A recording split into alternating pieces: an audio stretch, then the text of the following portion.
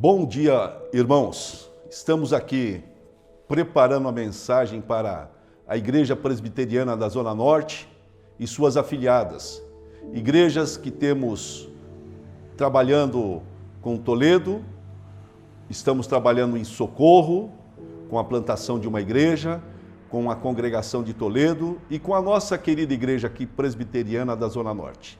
Queremos lembrar aos nossos amigos e irmãos que esta divulgação que está sendo feita via YouTube, pelo canal da Igreja Presbiteriana da Zona Norte de Bragança Paulista, ela está sobre os cuidados e o trabalho do nosso querido presbítero Guilherme, que usa o seu talento nessa área para fazer com que, em momentos como esse, o trabalho, a nossa disposição de servir a igreja não pare. Também queremos lembrar aos nossos amigos e irmãos que estamos com o nosso conselho unido, trabalhando junto e focado na pregação do Evangelho. E queremos lembrá-los que temos um dos nossos queridos pastores, o reverendo Thales, que se encontra com o sintoma de Covid e é motivo de oração. Queremos orar também pelos familiares do reverendo Robson, que se encontram com ele e com sintoma de Covid. Queremos orar pela nossa igreja, queremos pedir que Deus nos abençoe. Um bom dia a todos. Pai querido, nos ajuda no momento em que vamos estudar, vamos ler, vamos pregar a Tua palavra, que o Teu Espírito nos leve a fazer a Tua vontade. E abençoa esses queridos que têm o sintoma da Covid, que o Senhor possa acalmar o coração de cada um deles e que eles possam ser curados. No sagrado, doce e bendito nome do Teu Filho Jesus é que oramos. Amém.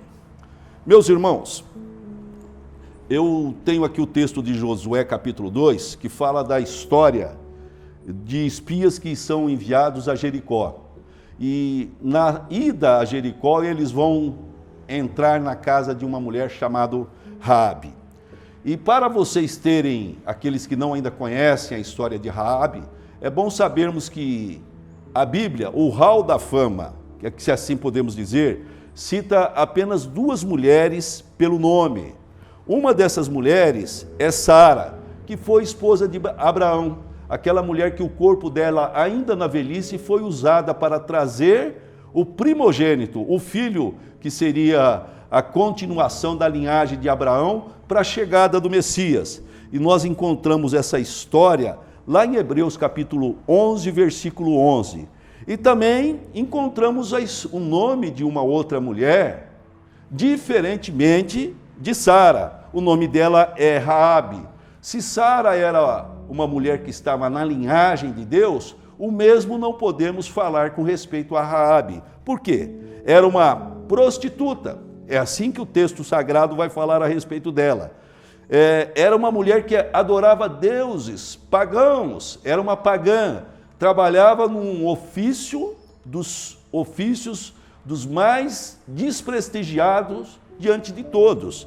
Era uma mulher que vivia, não era então alguém como Sara, era uma gentia, uma mulher pagã.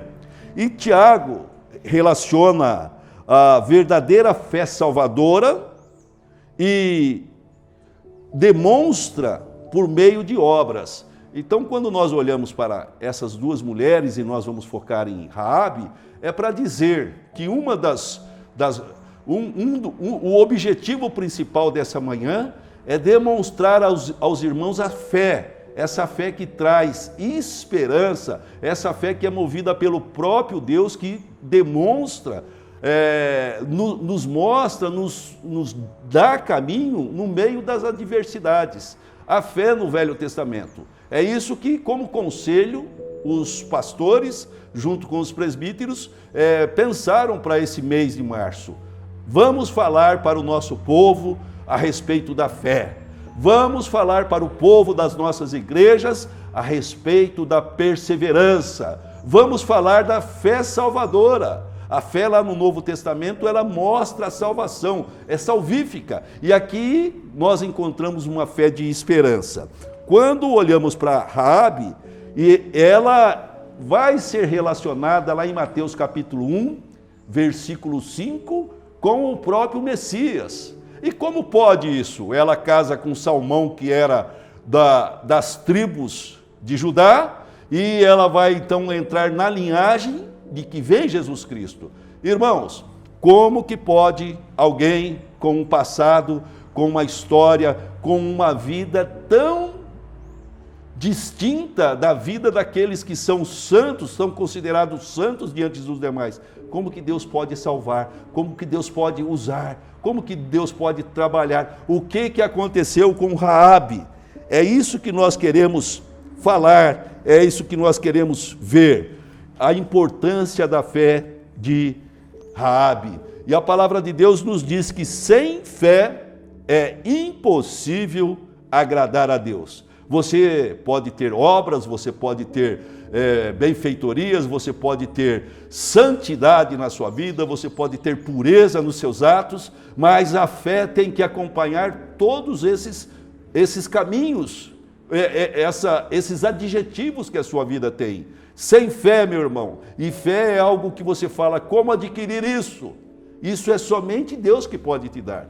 A fé é um atributo único de Deus. As demais coisas você consegue fazer, trabalhar, estudar, mudar o seu padrão de vida. Se você é um homem violento, você deixa de ser violento. Se você é uma mulher que se prostitui, você deixa de se prostituir. Se você é um ladrão, você deixa de roubar por alguns percalços da humanidade, da própria sociedade, do próprio Estado.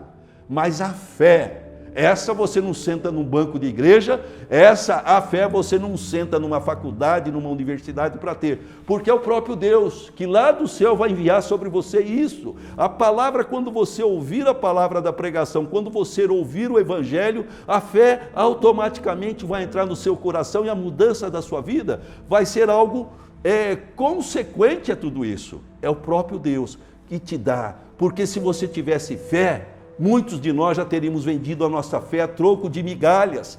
Muitos de nós já quebramos, muitos de nós já tivemos, os bancos já não deram mais talão de cheque para nós, já não deram mais crédito. Muitos de nós já quebramos as nossas empresas, as nossas firmas, já quebramos os nossos casamentos, já fomos presos, já fomos desprezados pela sociedade, mas não perdemos a fé. Quantos são os homens que estão nesse momento encarcerados? Homens que estão sem ter amigos próximos dele, mas que continuam a ter fé. A fé, então, é um atributo único, indispensável para as nossas vidas. E nós encontramos aqui, no texto que eu irei ler agora, nos primeiros capítulos, uma fé corajosa. Por que eu digo corajosa?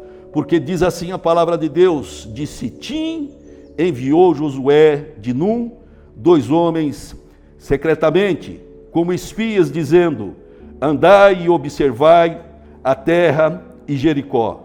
Foram, pois, e entraram na casa de uma mulher prostituta, cujo nome era Raabe, e pousaram ali.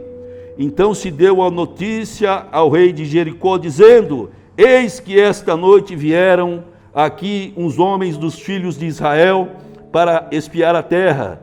Mandou, pois, o rei de Jericó dizer a Raabe: fazei sair os homens que vieram a ti, e entraram na tua casa, porque vieram espiar toda a terra. A mulher, porém, havia tomado e escondido os 2 homens, e disse: é verdade que os 2 homens vieram a mim, porém eu não sabia de onde eram. Havendo-se de fechar a porta, sendo já escuro, eles saíram. Não sei para onde foram, ide após eles depressa, porque os alcançareis.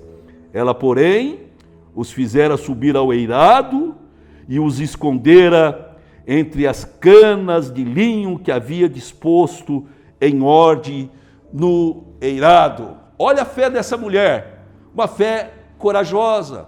Então, o primeiro ponto do sermão é esse: devemos ser corajosos apesar das adversidades.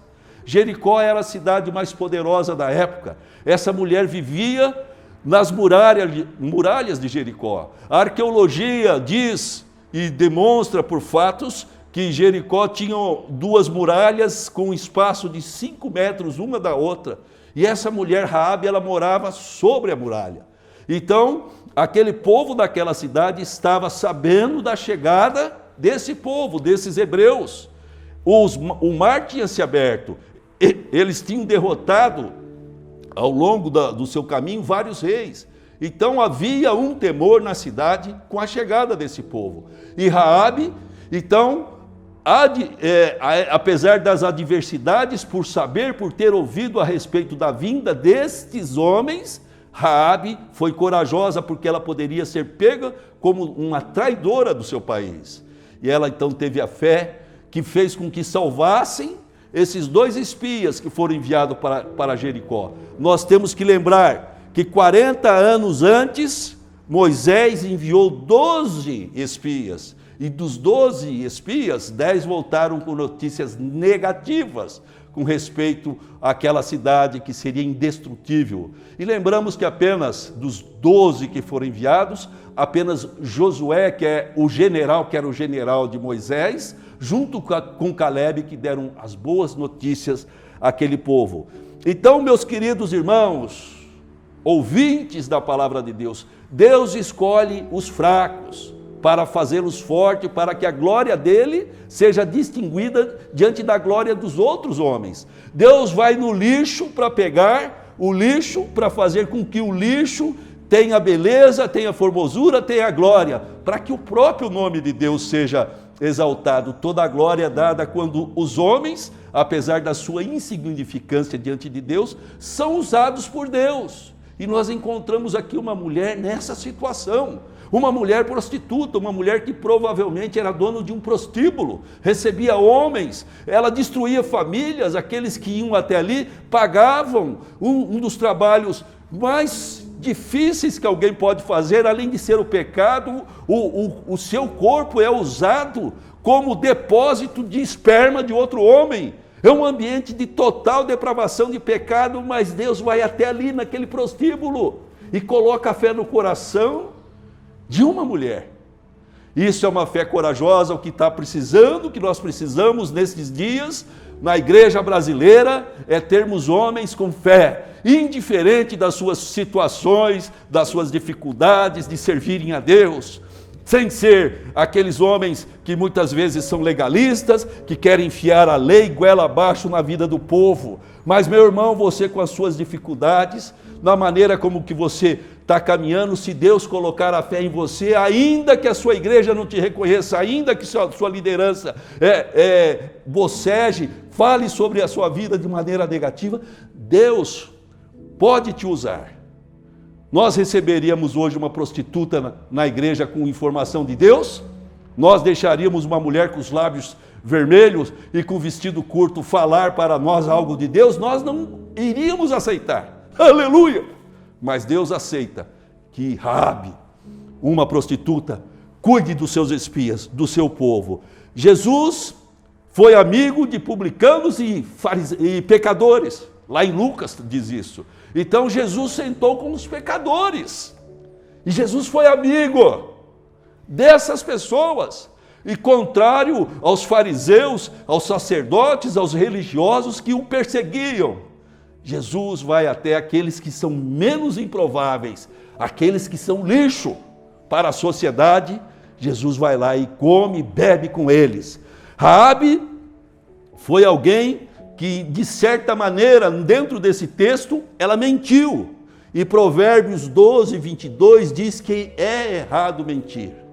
Mas ali ela era uma pagã, era uma mulher que estava começando a conhecer, tinha ouvido falar de Deus. E essa mulher, então, ela não tinha toda a estrutura de conhecimento que você tem. Você não pode mentir, mas ela mentiu. Ela mentiu para o rei, para esconder os espias. Mas Deus é tão maravilhoso que não esconde isso na sua palavra de nós. Porque Deus podia ter suprimido essas palavras para que nós não tivéssemos isso. E, num segundo momento, tipo no primeiro ponto eu falei de uma fé corajosa, agora eu quero falar uma fé confiante. Era uma mulher que confiava em Deus. No mesmo texto, capítulo 8 a 11, antes que os espias se deitassem, foi ela ter com eles ao eirado e lhes disse: bem sei que o Senhor vos deu esta terra e que o pavor que infundis caiu sobre nós. e que todos os moradores da terra estão desmaiados, porque temos ouvido que o Senhor secou as águas do Mar Vermelho diante de vós, quando saíeis do Egito, e também o que fizestes aos 2 reis dos amorreus, Seão e Og, que estavam além do Jordão, os quais destruístes. Ouvindo isto, desmaiou nosso coração, e em ninguém mais há ânimo algum, por causa da vossa presença, porque o Senhor vosso Deus é Deus em cima dos céus e embaixo da terra. Aleluia!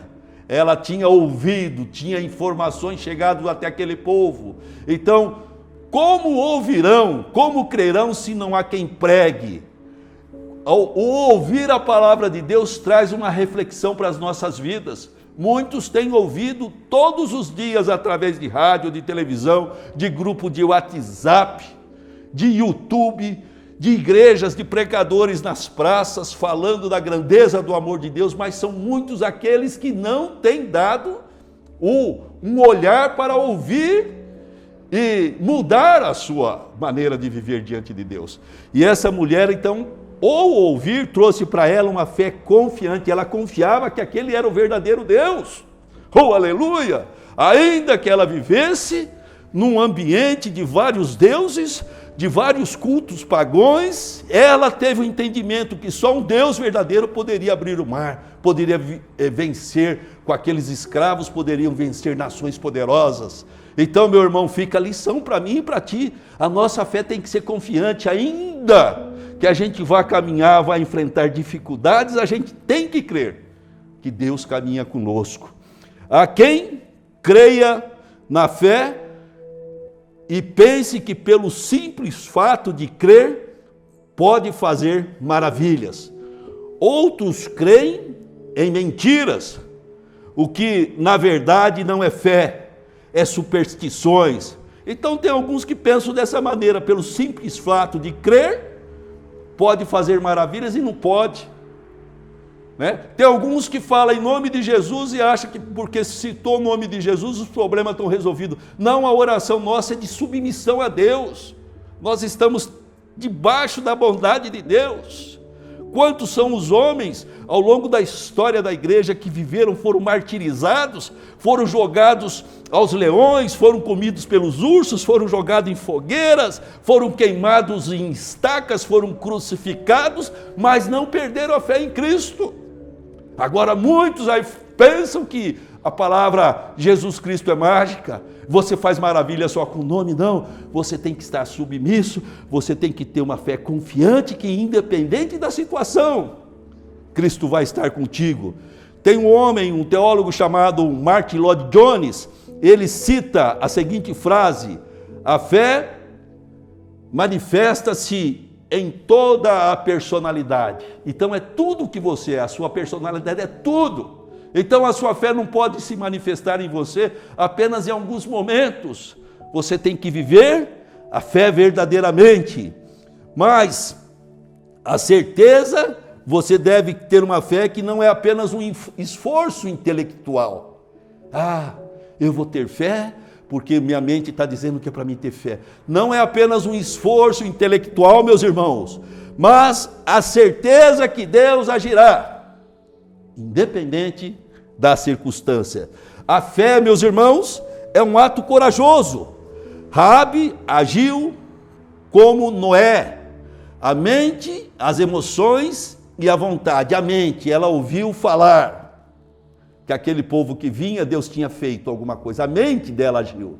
Ela teve as emoções, e nas emoções dela, ela se dispôs a procurar ajuda, até mesmo dialogar com os discípulos, com os espias, me perdoe, a dialogar. Ela colocou as suas emoções em prática, e ela teve a vontade de ajudar. Então Raabe foi como Noé, quando Deus escolhe Noé e manda ele fazer a arca, para que ele salvasse a família de Noé, que os demais seriam exterminados pelo pecado. Noé não relutou. Durante 100 anos diz a palavra de Deus que Noé pregava e o povo casava, dava-se em casamento, bebia, comia. fazia festa, mas ninguém buscava a Deus.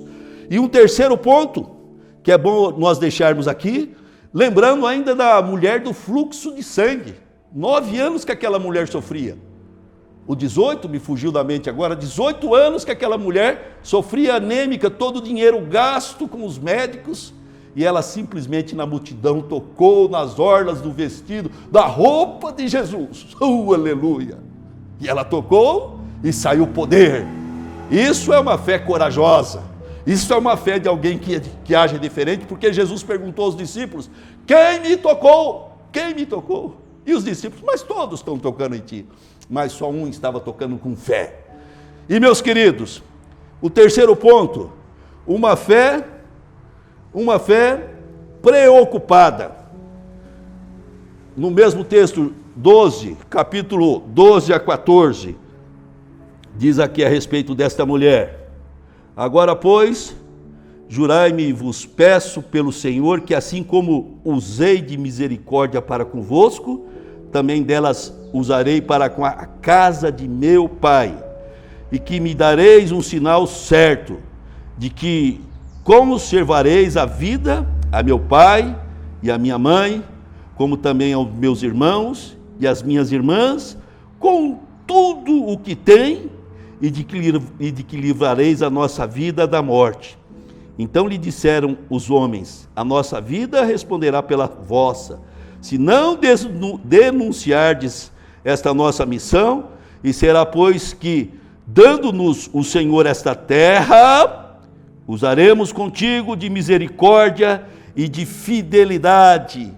Encontramos aqui uma fé preocupada. Ela sentiu a responsabilidade de salvar a sua família.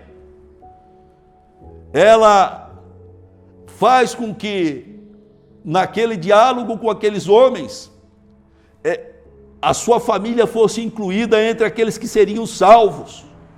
Então ela se preocupou com aqueles, e quando nós lemos os evangelhos, nós encontramos André, que levou o seu irmão Simão até Cristo. Se você encontra uma bênção, diferentemente dessa mulher que não poderia falar daqueles fatos para ninguém, apenas para os seus familiares, quando você encontra com Cristo, quando você recebe a salvação, essa fé tem que te levar a se preocupar com os demais. Você tem que fazer missões, você tem que ir até onde pessoas não ouvem falar de Jesus, você tem que levar a fé do Deus vivo, do Deus poderoso, aqueles que não conhecem, diferentemente. E nós encontramos isso na vida dessa mulher, dessa prostituta, lembrando do que ela era. Ela, com certeza, ela cuidava, ela tinha amor pelos seus familiares, apesar da sua vida de pecado. Mas ela se preocupou com a sua família. Nós encontramos aqueles leprosos que foram curados, apenas um voltou para anunciar, aleluia, anunciar que tinha encontrado com o Messias e aquele homem tinha curado ele. E 8 ficaram, 8 foram embora curados, mas um voltou para manifestar a glória de Deus. E o quarto ponto desse sermão, fechando, meus irmãos, é falar que essa mulher, ela tinha a certeza de uma fé no pacto de Deus, uma fé pactual. Por que nós dizemos isso? Porque existe uma aliança e simplesmente um acordo, existe um contrato entre duas partes, e Deus fez isso conosco. Deus fez um contrato conosco, e vamos relembrar cronologicamente esse contrato. As alianças que Deus fez lá no Éden, Deus fez aliança com o nosso primeiro pai, Adão e Eva. Noé, Deus fez uma aliança de salvar a Noé. Abraão, lá em Gênesis 12, Deus falou: de ti farei uma grande nação, sai do meio da tua parentela, do meio do teu povo. Deus, aleluia, fez uma aliança com Abraão. Em ti serão benditas todas as famílias da terra. Nós somos filhos de Abraão. E Deus faz uma aliança falando que daria a terra messiânica. Deus diz que daria a terra para o povo. Deus faz uma aliança falando que tradição de Davi veria o Messias. Deus faz uma nova aliança quando Cristo vem ao mundo, a nova aliança. Deus, então, ele demonstra, através das suas alianças, o seu pacto conosco. Nós não estamos sozinhos. Você fala, de onde que vem tudo isso? Vem da palavra de Deus, e ela te garante que a sua fé vai ser cuidada ao longo da sua vida. Nós temos alianças humanas. Davi e Jonatas, eles fazem também uma aliança. Nós temos a aliança de Davi, Jonatas, de Davi e o povo de Israel. E os espias reafirmaram a aliança com ela. Os espias falaram, se você não falar desse caso, que não seja apenas para a sua família, nós com certeza, se Deus nos der essa terra, a sua família será salva. Agora, se a sua família falar para os outros, e esse fato for descoberto, não haverá para nós nada que segure que nós possamos defendê-la. Então, é feito um pacto, e esse pacto no versículo 14 diz, no versículo 15, versículo 15, então os fez descer por uma corda pela janela, porque a casa em que residia estava sobre o muro da cidade. E disse-lhes, ide-vos ao monte para que, porventura, vos não encontrem os perseguidores, escondei-vos lá 3 dias até que eles voltem, e depois tomareis o vosso caminho. Disseram-lhes os homens, desobrigados seremos deste teu juramento, desta aliança que estavam fazendo, não é? Que nos fizeste jurar, se vindo nós à terra, não atares este cordão de fio de escarlata à janela, por onde nos fizestes descer. E se não recolheres em casa contigo teu pai, tua mãe, teus irmãos, e toda a tua família de teu pai, qualquer que sair para fora da porta da tua casa, o seu sangue cairá sobre a sua cabeça, e nós seremos inocentes, mas o seu sangue de qualquer que estiver contigo em tua casa caia sobre a nossa cabeça. De qualquer que estiver contigo em tua casa caia sobre a nossa cabeça, se alguém nisto puser a mão. Então o símbolo que foi usado, meus irmãos, foi o símbolo de um fio escarlate, aquela corda no muro da cidade por onde aqueles homens desceram, andaram 3 dias, se esconderam e depois foram relatar a Josué. Esse mesmo símbolo foi pedido àquela mulher, coloca um fio de escarlate, porque quando nós chegarmos, saberemos que você está dentro da sua casa.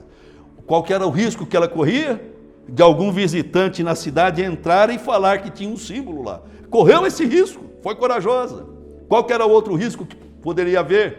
Ela ser denunciada. Mas aquele, nos parece que ninguém entrava na cidade, estava tudo fechado na cidade. Então encontramos literalmente essa mulher dando provas, usando de um símbolo da aliança, um símbolo como houve o símbolo fechando o nosso sermão. Os irmãos lembram de Abraão? Qual que era o símbolo daqueles que seriam salvos por Deus? A circuncisão. Abraão vai se circuncidar já velho, seus filhos, seus servos, todos os homens da sua casa, seus empregados, todos serão circuncidados.